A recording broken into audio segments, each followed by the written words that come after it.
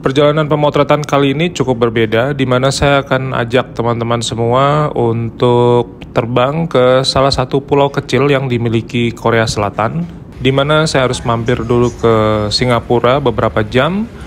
Kemudian saya sempat melakukan beberapa pemotretan kecil di dekat Marina Bay Sands.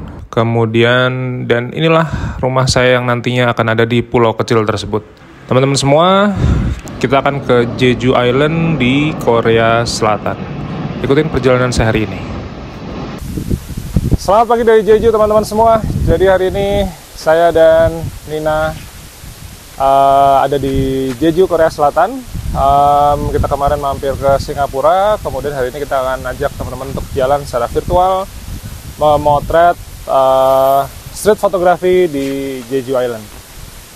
Kemudian buat teman-teman yang kepengen tahu hasil akhirnya nanti cara ngeditnya seperti apa, teman-teman bisa masuk ke kelas Phototube, karena bulan ini selama 3 minggu berturut-turut adalah kelasnya tentang editing. Jadi di vlog ini teman-teman bisa nonton saya pemotretannya, hasil akhirnya seperti apa, bisa nonton. Cuman teknis pemotretannya spesial untuk teman-teman yang bergabung di kelas Phototube. Saat ini saya ada di daerah apa namanya, Bang? Nama tempatnya apa? Dodong Village. Dodong Village. Nah, Dodong Village. Jadi itulah. Pokoknya sebenarnya dekat bandara sih, 1,7 3 kiloan lah dari bandara. Oh, 3 kilo toh? Oh, salah, 3 kilo. 3 kilo. Tapi tempatnya suburb ya. Jadi menarik tempatnya. Oke. Nah, rumah saya, kita kemana tadi ya? Kita ke kanan ya. Ini jalan naik terus kita ke kanan. Nah, kalau misalnya di sini kita bisa duduk-duduk dulu di sini, santai. Terus ini ada kayak semacam semenanjung gitu ya. Jadi kita bisa bikin footage di sini, kita bisa motret di sini. Intinya ini adalah tempatnya deso, tapi tenang jadinya. Jadi kita nggak banyak traffic. Ini dasar kalinya masih kelihatan bersih. Kemarin sempat lihat ada bebek. Baik teman-teman semua, ikutin perjalanan saya sama Nina di Jeju Island hari ini. Kita akan motret street fotografi selama beberapa hari ke depan. Stay tune guys.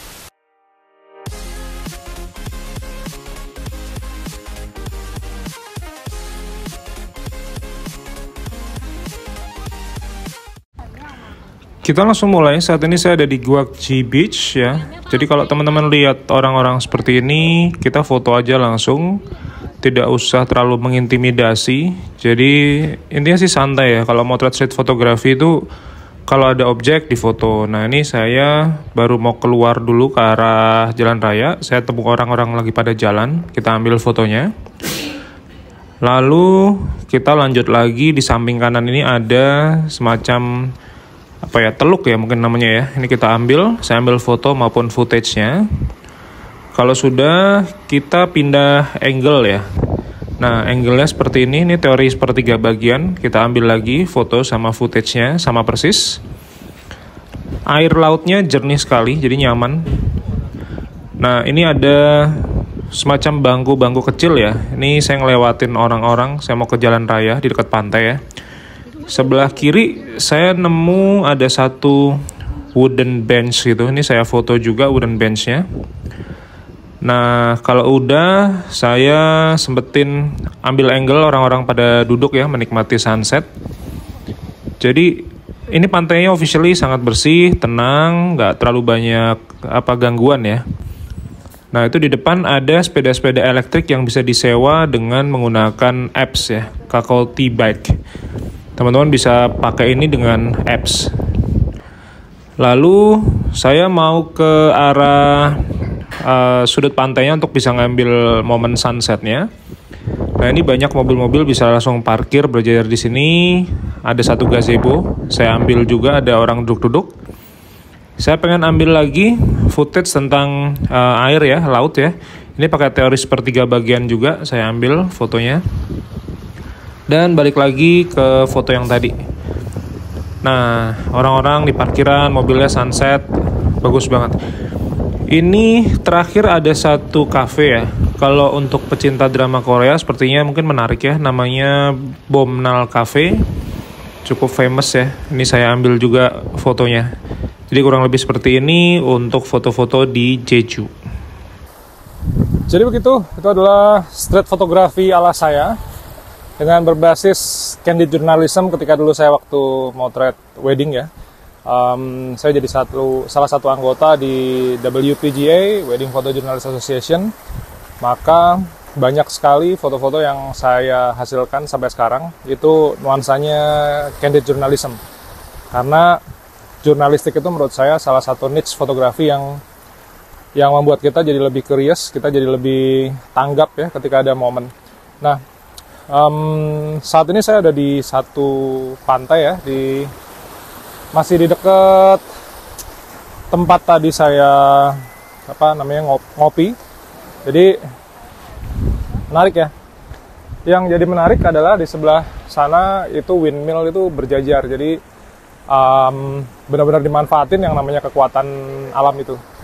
Nah, sebagai penutup bahwa kalau kita motret atau kalau misalnya teman-teman sekiranya mau motret street fotografi, saran saya adalah ada satu.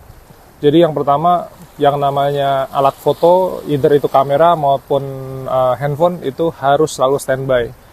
Jangan kebanyakan ngeliatin LCD, jangan kebanyakan ngeliatin pertimbangan, atau misalnya nanti orangnya marah atau dan sebagainya. Pokoknya kalau orangnya marah tinggal minta maaf, hapus saja filenya, kita cari yang lain. Yang kedua, jaga kesopanan. Jadi misalnya nih ada walaupun kita tidak bermaksud ya, tapi misalnya ada cewek duduk pakai rok terus kemudian kita ambil low angle, nah itu jangan sampai kita melakukan hal seperti itu. Itu kayak sex harassment gitu. Walaupun kita tidak berniat, cuman sebagai seorang wanita yang duduk di situ pasti ngerasa nggak nyaman. Jadi kita ambil angle-angle yang nyaman. Jadi seperti tadi saya motret sebenarnya ada perempuan, ada 2 orang perempuan, tapi kemudian saya bikin angle-nya itu foreground-nya itu blur, cafe-nya itu tajam. Dengan begitu si perempuan yang juga masuk di frame tersebut itu tidak merasa dirinya terancam gitu. Lalu yang terakhir, harus ikhlas kalau misalnya terjadi kesalahan. Jadi jangan pernah takut salah. Kalau salah itu menurut saya satu pembelajaran yang bagus, satu improvement yang bagus, sehingga kita tuh fotonya tuh nggak selalu sempurna gitu. Fotonya tuh ada proses pembelajarannya, ada ketidaksempurnaannya. Nah, kita harus berdamai dengan ketidaksempurnaan itu. Karena setiap momen-momen itu biasanya akan jadi momen-momen yang everlasting. Makanya kalau di dunia wedding ya, foto wedding itu ngelihatnya nanti 10-20 tahun lagi. Tapi ketika di dunia microstock atau di dunia jualan foto, momen itu harus bisa dinikmati bahkan oleh kita yang memotret. Mungkin 5 tahun, 10 tahun lagi bahwa kita pernah ada di tempat itu, dokumentasinya bagus dan artistik. Begitu teman-teman semua, matur nuwun sekali sudah ngikutin perjalanan saya motret street fotografi hari ini di Jeju Island. Seperti tadi saya sempat spill di depan bahwa untuk proses editingnya full time saya akan publish di kelas Phototube. Jadi buat teman-teman yang belum tergabung di kelas Phototube, ini adalah satu pembelajaran fotografi dari rumah, dari tempat kerja, dari manapun teman-teman berada, dengan biaya yang sangat murah, sangat terjangkau, hanya Rp50.000 per bulan. Kurikulumnya lengkap, 12 bulan, teman-teman bisa gabung. Dan kapanpun teman-teman mau sign out, tinggal sign out. Jadi tidak ada keterpaksaan untuk mengikuti kelas ini.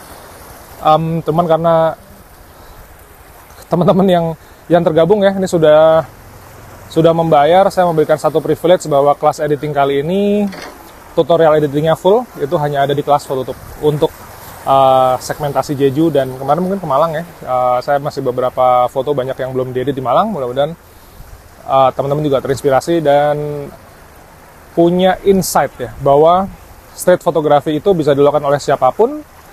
Kita bisa belajar dari nol, dari motret di sekitaran rumah, di gang, di sekolahnya anak-anak. Matur nuwun, sampai ketemu di vlog berikutnya.